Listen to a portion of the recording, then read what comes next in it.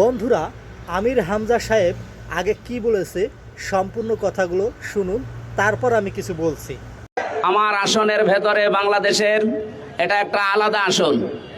আমি তো বলেছি এখানকার সরকারি আমি, সুতরাং এই জায়গায় কোনো চাঁদাবাজি আমার আসনে চলবে না ইনশাআল্লাহ।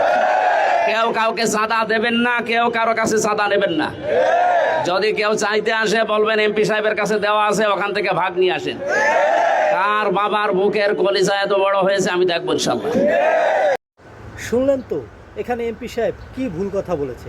এমপি সাহেব বলেছে সে তার এলাকার সরকার, সে পুরো বাংলাদেশের সরকার সেটা বলেনি।